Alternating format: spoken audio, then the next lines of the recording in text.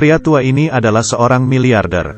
Melihatnya merapikan lengan bajunya, menginjak kursi dan melangkah ke meja. Lalu ia melompat dalam sprint.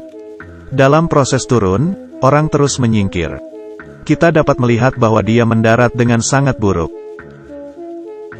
Wakil presiden memandang keluar jendela dengan acuh. Kemudian ia mulai berdiskusi dengan pemegang saham bagaimana membagi properti presiden. Akhirnya dengan suara bulat memutuskan untuk mencari orang bodoh untuk menjadi presiden. Saat harga saham perusahaan anjlok, mereka membeli semuanya, untuk mewujudkan kepemilikan atas semua kekayaan perusahaan. Di sebelah ruang surat di lantai bawah, ada pemberitahuan dengan emosi. Presiden perusahaan baru saja meninggal. Tolong letakkan pekerjaan Anda dalam keheningan selama 3 menit. Presiden adalah pendiri perusahaan. Presiden memberi kesempatan kepada setiap orang untuk bekerja. Semua karyawan sedih. Tapi setelah kesunyian selesai, penyiar mengumumkan tanpa emosi. Waktu diam sekarang akan dipotong dari gaji bulan itu. Di dunia ini pengirim surat adalah yang terpenting. Tidak mengherankan, tiba-tiba sirene di bengkel berbunyi. Membuat mereka sangat ketakutan. Ada surat biru yang dianggap sebagai hal yang tidak menyenangkan. Untuk dikirim ke kantor presiden. Surat ini jatuh ke tangan Will dengan ketegangan. Will adalah lulusan baru.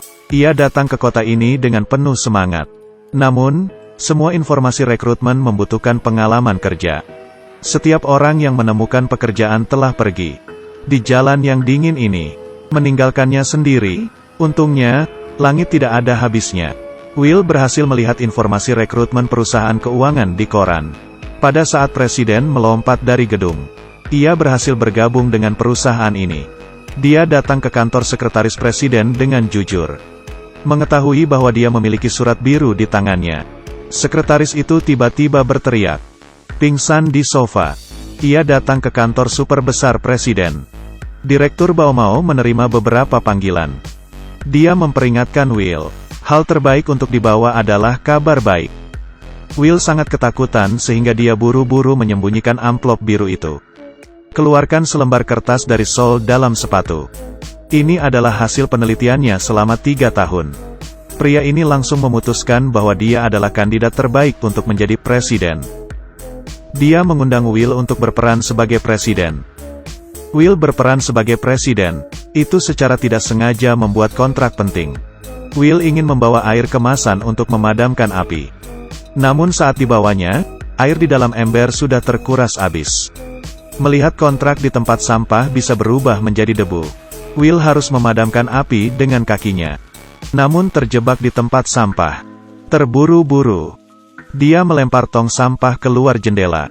Semua kontrak berkibar tertiup angin. Baomao mencoba mengambil kontrak, hampir jatuh dari lantai atas. Untungnya, ia meraih celananya. Menyelamatkan hidupnya. Keberuntungan menguntungkan orang bodoh. Akan membuat semua orang tertawa. Menjadi presiden perusahaan. Reporter surat kabar Jenny ingin menyelidiki kisah dalam tentang presiden baru perusahaan tersebut. Jadi sembunyikan identitasnya dan datang mencari Will.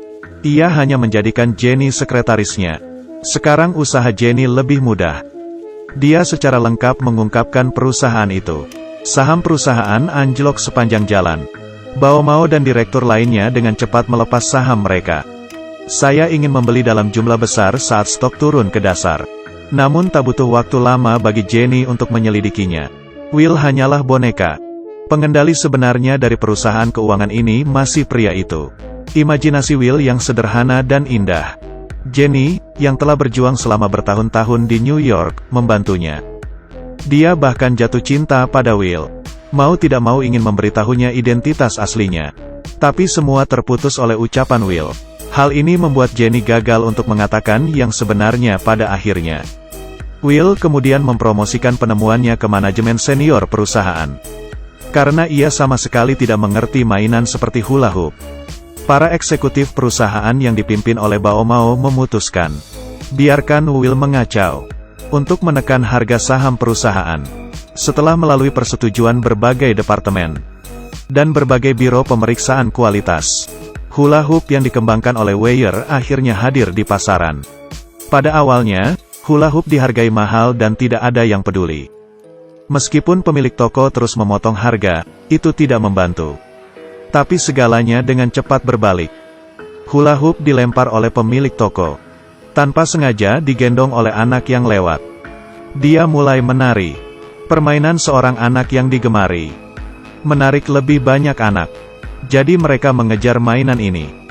Membentuk tren di seluruh negeri. Dalam sekejap, terlepas dari pria dan wanita, tua dan muda. Terobsesi dengan mainan seperti hula hoop.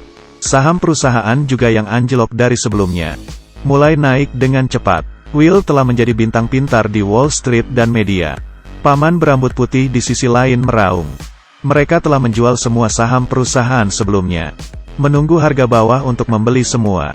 Mereka tidak berharap saham perusahaan melonjak. Mereka kehilangan segalanya. Tapi rambut putihnya sangat tenang. Karena dia sudah memikirkan tindakan balasan. Dia adalah serigala Wall Street detik terakhir. Detik berikutnya ia akan melompat dari gedung. Ternyata dia dibingungkan oleh Wakil Presiden Bao Mao belum lama ini. Mem-PHK 80 karyawan perusahaan. Bahkan jika pihak lain berlutut dan memohon. Dia juga cuek. Hal ini membuat wanita itu sangat marah. Meninggalkannya secara langsung. Pada waktu bersamaan, Bao Mao menceritakan situasi bahwa Jenny adalah mata-mata. Lalu dia memberitahu Will. Jenny menuduhnya menjiplak ide. Dan ingin memberitahu dunia tentang hal itu. Dewan direksi juga akan memecat Will karena plagiarismenya. Will, yang tak kenal lelah, jatuh dari surga ke neraka dalam semalam. Tapi dia tidak tahu, untuk menjaga reputasinya, Jenny berjuang dengan pemimpin redaksi. Setelah mengetahui bahwa pemimpin redaksi masih akan menerbitkan laporan ini dengan penuh kebohongan, dia mengundurkan diri dengan marah. Kemudian Jenny menemukan Will yang mabuk. Dia meminta maaf kepada Will dan mendorong Will untuk kembali ceria. Namun Will tidak mau mendengarkan penjelasan Jenny. Dia kemudian meninggalkan bar dengan putus asa. Will, yang tidak tahu harus kemana, kebetulan bertemu dengan seorang elevator man yang merupakan penjahat. Begitu pihak lain melihat Noville, dia mulai berbicara buruk satu sama lain. Orang-orang yang marah mulai mengepung Will. Ia berlari menyeberang jalan dan semua orang berteriak. Perang kapitalis. Ini bukan untuk anak sederhana seperti dia. Dia memakai kostum operator. Siap untuk melompat dari lantai atas untuk mengakhiri hidup ini. Tepat saat dia akan mendarat. Waktu tiba-tiba berhenti. Will berhenti di udara. Seorang malaikat tiba-tiba turun ke bumi. Presiden tua berubah menjadi malaikat setelah melompat dari gedung. Dia meminta Will untuk mengeluarkan kertas biru di pakaian kerjanya. Ternyata presiden tua itu kecanduan kerja. Lewati cinta, kehidupan masa depan juga kehilangan maknanya. Itu sebabnya dia memilih bunuh diri. Apa yang tidak pernah saya harapkan adalah, presiden lama berkehendak bahwa dia akan menaruh semua hartanya kepada presiden baru setelah kematiannya, yang sekarang menjadi milik Will. Kirimkan saja surat biru itu. Akan kembali ke puncak kehidupan lagi. Pembalikan datang terlalu cepat. Hampir tidak terlihat. Dan karena keinginan presiden yang lama, Will akhirnya memperoleh kepemilikan perusahaan. Pukulan besar membuat rambut paman putih berpikir untuk melompat dari gedung. Dan dibawa pergi oleh seseorang dari rumah sakit jiwa. Will dan Jenny hidup bahagia bersama. Meski dalam kehidupan nyata, mungkin belum tentu ada peluang seperti ini dari langit. Tetapi saya berharap setiap dari Anda siap menghadapi peluang yang akan datang. Jangan melupakan niat awal dan tetap berpegang pada diri kita yang sebenarnya.